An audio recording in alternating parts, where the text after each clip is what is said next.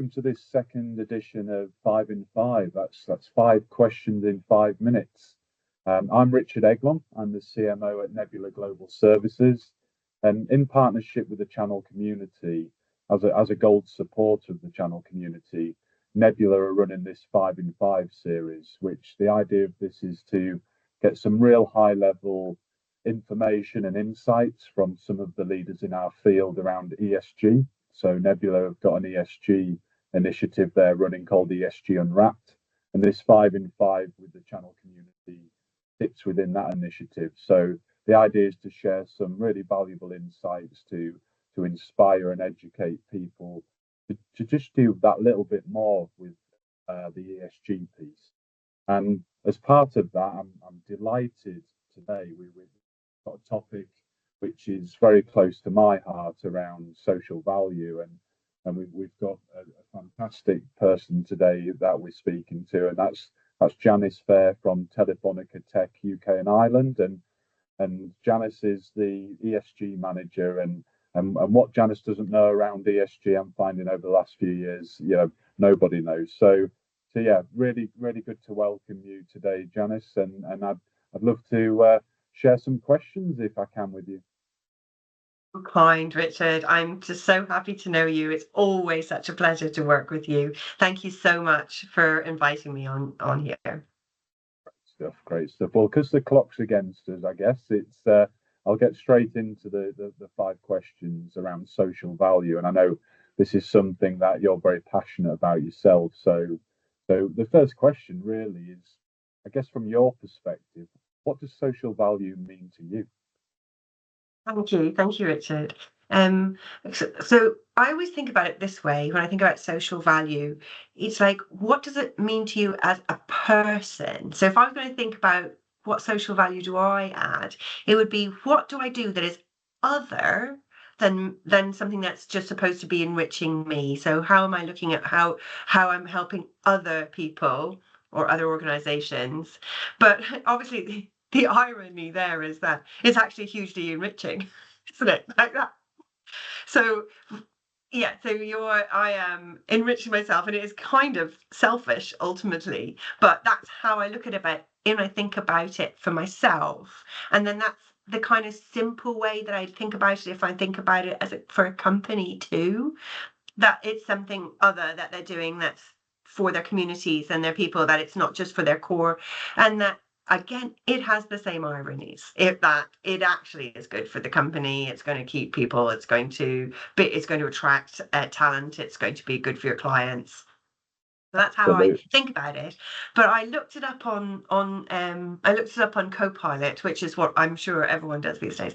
But I read what is social value, and they said social value refers to the positive impact on society and the well-being of individuals created through actions, policies, or initiatives. So I don't know what.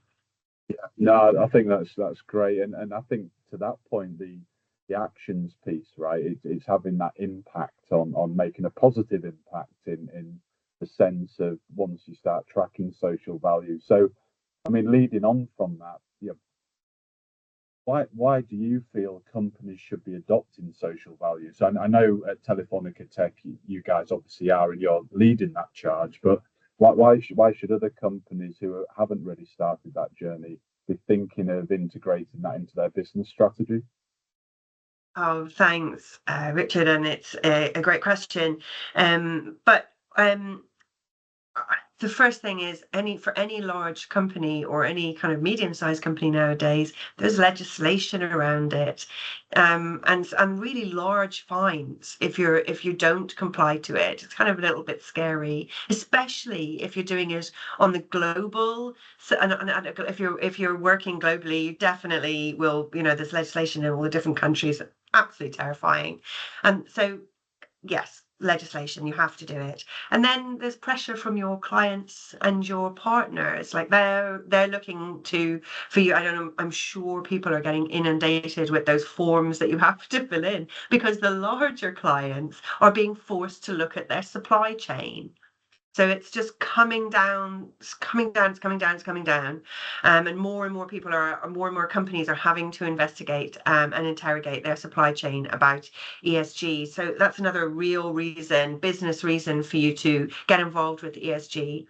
And then, as I mentioned before, it's a good thing to attract a talent. It's a good thing to retain talent. And lastly, and actually, I'm laughing a little bit because there's a senior leader in my organisation that when I'm in there going, you have to do it for this reason, you have to do it for this reason, and they go, and it's the right thing to do, Janice. Like it's the right thing to do. So I can't forget that because he always, and I go, oh yeah, I suppose it's right. It's Yeah, the right thing no, to do.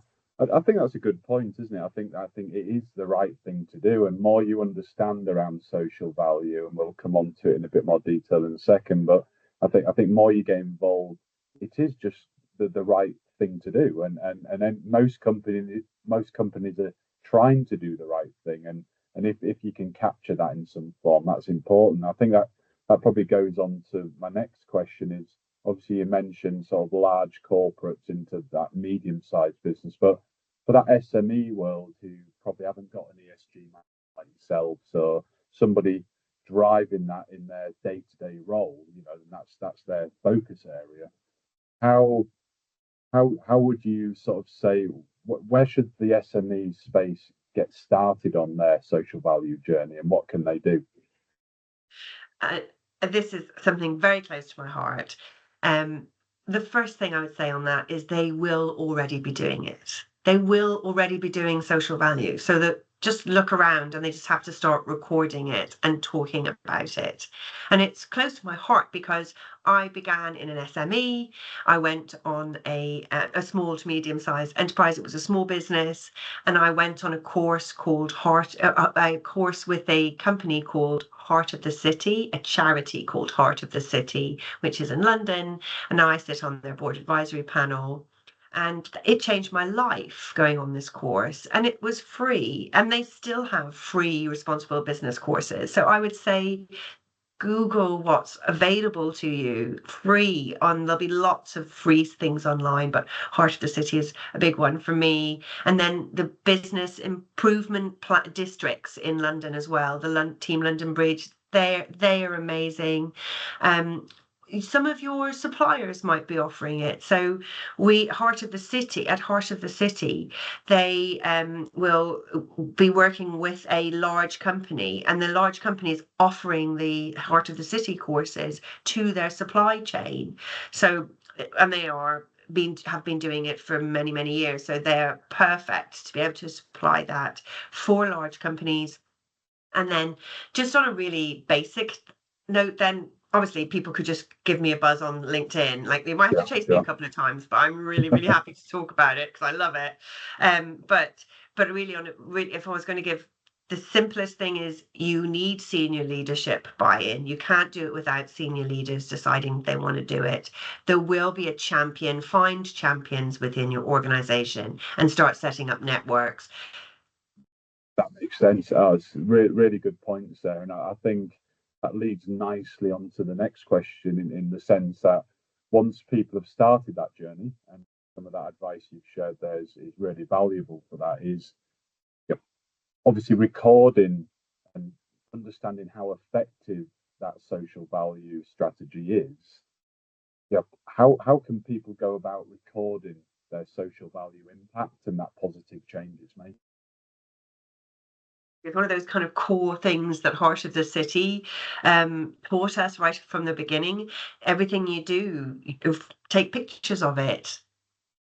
Make sure you have an evaluation form, and put it all in an Excel. Like on the basic level, it is count your carbon, put it in an Excel. It can all be done in your Excel. And then the bigger you get, there are really amazing systems that you can buy out there now that will support you through your ESG journey. I think that's a good point. I think speaking to you previously, I know some of the advice you give us, and I know Nebula have onboarded. It's very much an Excel spreadsheet approach to begin with, and that's around, we've got the social value calculator we use, and it is in a simple Excel spreadsheet, and we do a review meeting, once a month, with a team of people from across the business who are sort of advocates, because it's not our day job. We're advocates of this. So yeah, I think that's really good advice, and I think people can reach out to you for more information should they require. That's for sure.